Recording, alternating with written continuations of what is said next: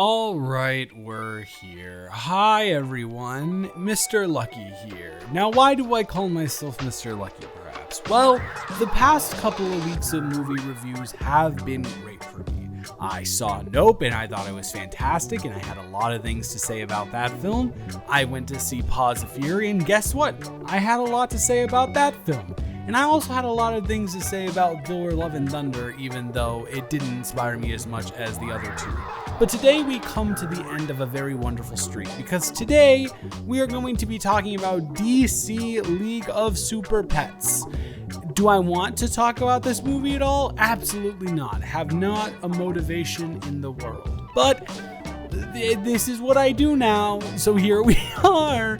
Get ready, and you're going to hear me talk about absolute nothing for the next 10 minutes. Now, was I excited to go see DC League of Super Pets?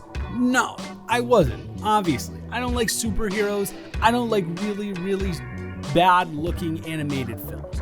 But did I think that it would be as pointless and void of anything worthwhile as it was? No, of course not. You know, The Rock and Kevin Hart, as much as they are kind of memed in the industry for being, you know, Rock big, Kevin Hart funny and short, you know, all of the movies that they have done together, to me, have at least been relatively enjoyable. Are the Jumanji movies good? No, they're not good.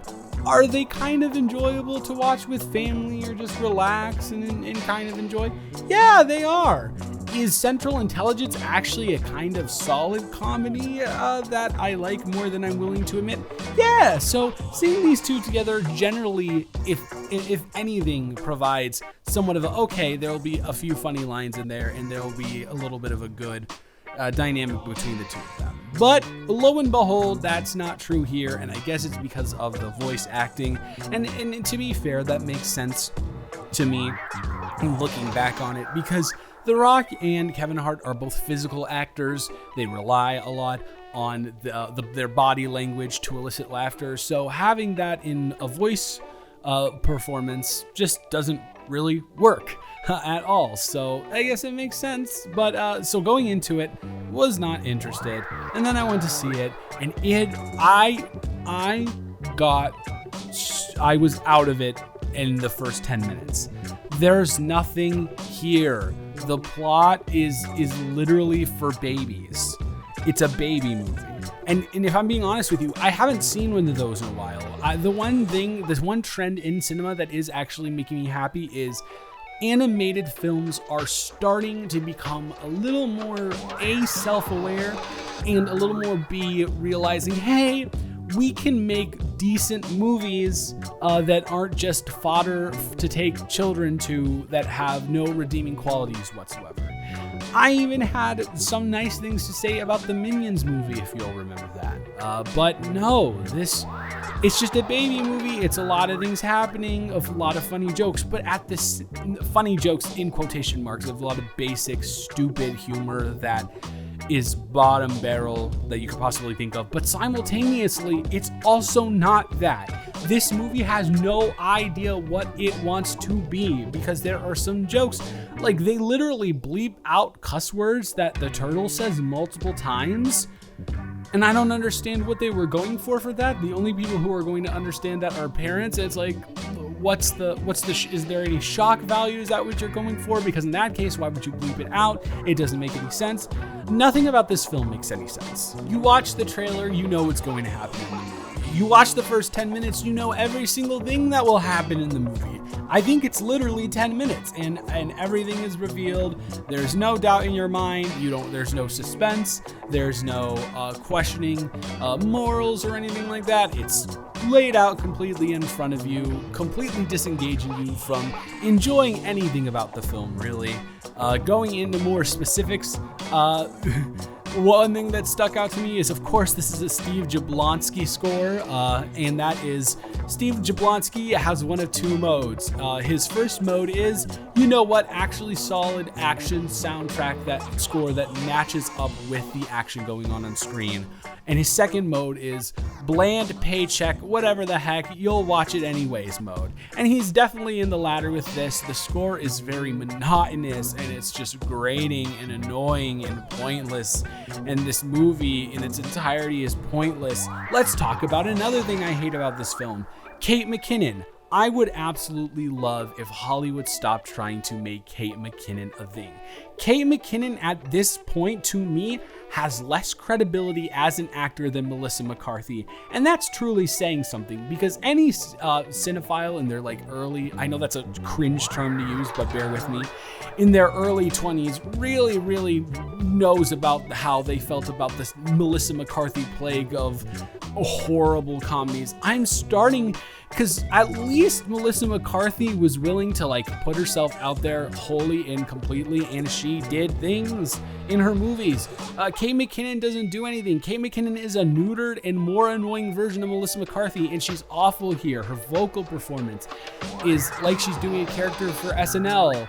There's nothing menacing about it. It's just really, haha, oh my god, a little guinea pig is evil villain. That is so cool, when in all reality, it's really not cool at all, and very boring, and very uninspired, and very monotonous, and just a whole heap of zilch, zero, zippo. Before I go into and continue on my rant about how nothing this film is, I will give my one positive of the film. That's right, one positive of the film that I can cite offhand, and that is Keanu Reeves as Batman. It just makes sense. His vocal performance is very Batman. He actually kind of matches up. His voice matches up with the character design, which can't be said for any of the other characters. I don't really want to go into that, but they don't really match up. When you look at Kevin Hart, do you think bulldog? Pitbull boxer thing? Is that what you think? If you were to make Kevin Hart a dog, is that the dog you would make him? Or would you make him a chihuahua or something like that? Of course you would make him the latter. He's not an intimidating voice whatsoever, as low as he tries to make his voice. It's dumb. It's stupid.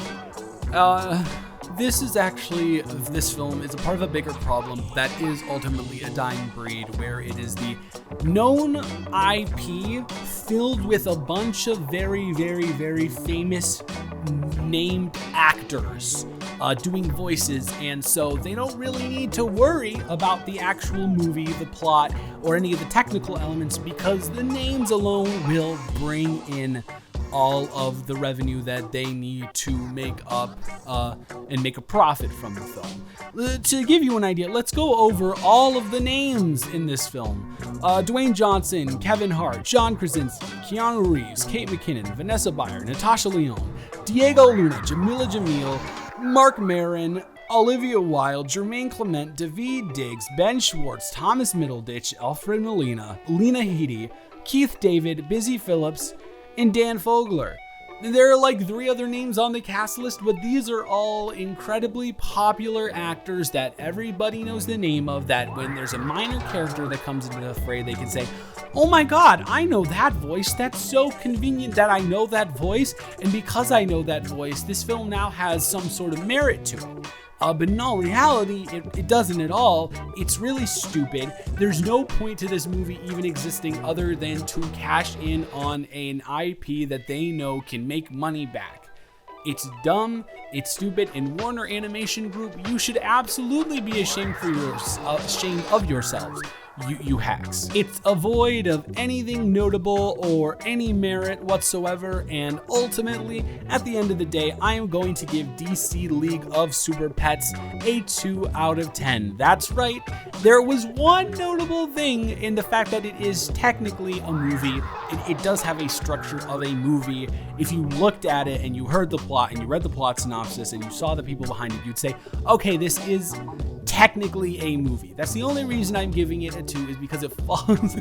And you'll understand if I ever talk about horrible movies what I consider a 1 to be. But yeah, this movie is awful. Don't go see it. Don't support this movie. It's really bad. And I saw it at a screening, so I didn't have to support the movie. I just went and saw it for free. So I know that people don't have the luxury of doing that now, but just don't go see it. I'm sure there are other things coming out this week that I will cover that you can go see and don't have to worry about them being horrible products. So that is it for me for this review. I hope you all enjoyed. I think maybe because I didn't do a video on Wednesday because I was genuinely feeling sick and I couldn't get this out on Wednesday, I will maybe do a video this weekend, a little small review on something or other. Maybe perhaps, I think I'll ask the poll for that one on my Patreon. You can go support that and contribute to the polls if you want to at patreon.com/Colin_tape. Thank you so much. I hope you have a wonderful rest of your day, and I will talk to you in the next one. Goodbye.